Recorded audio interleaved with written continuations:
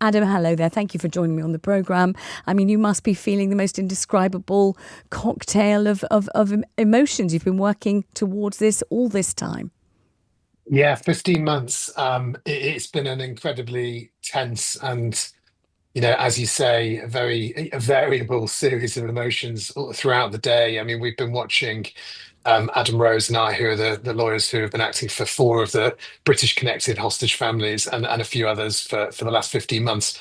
We watched the footage live and, just trying to snatch an image of Emily coming out of that van surrounded by terrorists in their black garb, with their big guns, and the sort of crowd around them. It was really quite something. I mean, quite something is one way of describing it. I mean, our reporter said it was, utterly terrifying, chaotic, unpredictable. Absolutely could have gone off in any shape, form, or direction at any second. So just describe to people who haven't seen the footage of this yet that the environment under which Emily and her fellow two hostages were handed over to the Red Cross, because it's absolutely extraordinary to watch, wasn't it?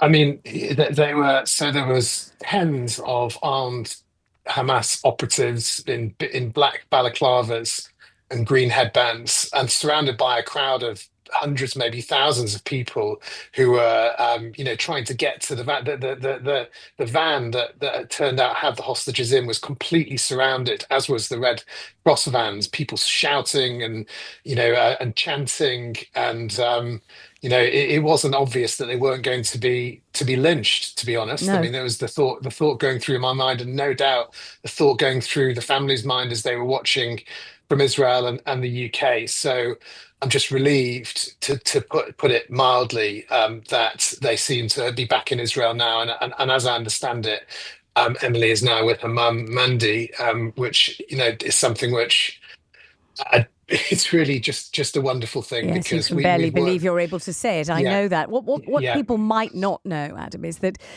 in all of this time since October the 7th, 2023, there's been no word at all, has there, about how Emily is, yeah, about what's happened to her, about her health, about her mental yeah. health, her physical health. And people didn't know. I mean, her family, nobody knew.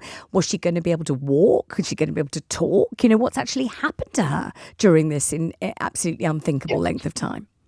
Yeah, it's not often spoken about. It's not spoken about enough. But these are not prisoners. They're Mm. hostages. They're being held by a violent terrorist organization that does not play by the rules, that any sort of discernible rules. So they don't allow people to visit. They don't allow proof of life. They don't allow medical treatment. They hold the hostages in tunnels under the ground. They pay families to hold them in their homes. We don't know how they've been treated. We worry about how they've been treated, but for the families, the only proof of life the families get very occasionally, and my clients have had, some of them have had this, is they'll get a video from the terrorist. But what the terrorist did with two of the families I represent, whose family members were murdered, including a British citizen, Nadav Popperwell, the only other British citizen. Hamas released a video saying, with an image of their relatives saying, "Can you guess what happened to this person? Oh, Find out tomorrow at 6 p.m." And then the next day, the video said, two out of these three people, and showed three people are dead. Who do you think it is? Find out tomorrow at 6 p.m. And the following day, they found out their relative had died, and it's like a sort of like an evil game show that they put on. It's really, and so it's not just torturing the hostages, it's torturing the families. So from our perspective as lawyers, a lot of what we've been doing is just being there day and night, on the end of a text message, on the end of a call, just being sort of riding the storm with them, and with the others who have stepped up to help. so for Emily and her mum, obviously a moment of incredible preciousness that was thought that maybe would never come, but for other families, utter devastation, and eventually we assume the return of body bags with dead relatives in them. Yeah. Yeah, so we act for four families now. Emily's family, the family of Oded Lifshitz, who's 84 years old, the family who's got a British daughter, the family of Eli Sharabi, who had a British wife and teenage daughters murdered on the 7th of October. We don't even know if he's alive, if he knows what happened to his wife and daughters. And Avi Natan Or, whose mother is British. So they're all families with strong British connections, but they don't know whether their relatives are alive. They may start to, the information might start to filter through now. There's been three releases, as it did last time. So that's something that they'll be desperately waiting for. But it's for them, they watch the clock every second that ticks by. They know that something terrible might have happened or might happen still. So it's really, a terrible. It's there's going to be moments of joy in these few weeks, and there's going to be moments of great sadness. Absolutely, and obviously, I've asked LBC listeners to ring in for this hour to talk about their reaction to the ceasefire, to talk about their reaction to what's happened so far today, and so I'm going to ask you for yours, and also what do you imagine is going to unfold in the coming days and weeks.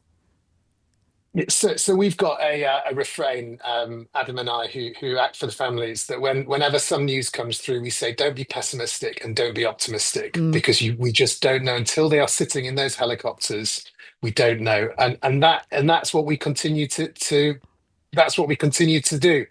And that's how we continue to deal with this. And I think that's the only way you can deal with it. You don't take too much optimism from the good news, what looks like good news, and you don't take too much pessimism. You just keep believing that they're alive and keep campaigning for their release. That's what the families have been doing. These unbelievable people who have stepped up and become worldwide, people who are known worldwide as in an issue which they're ordinary people who have been put at the center of a terrible, terrible war, which was imposed terrible suffering on all sides. And they've stepped up. I think I often wonder, and I think a lot of people do. Well, maybe a lot of people don't. I don't know, but what would you do in the situation this unbelievable situation? Would you have the strength? Would I have the strength to be there every day, hoping and campaigning and visiting world leaders as they do from all around the world? So I really want to pay credit to Mandy Damari, Emily's mum, to her family, who we have been working with, and to all the other families, because they whatever you think about this conflict, they are ordinary people who have been placed into a situation nobody should be placed into, along with their relatives, who I really hope will be brought home soon. Adam Wagner, incredible day for you, for the families, and for all of those who've been hoping and praying and campaigning all over the world. Thank you very much indeed for joining me.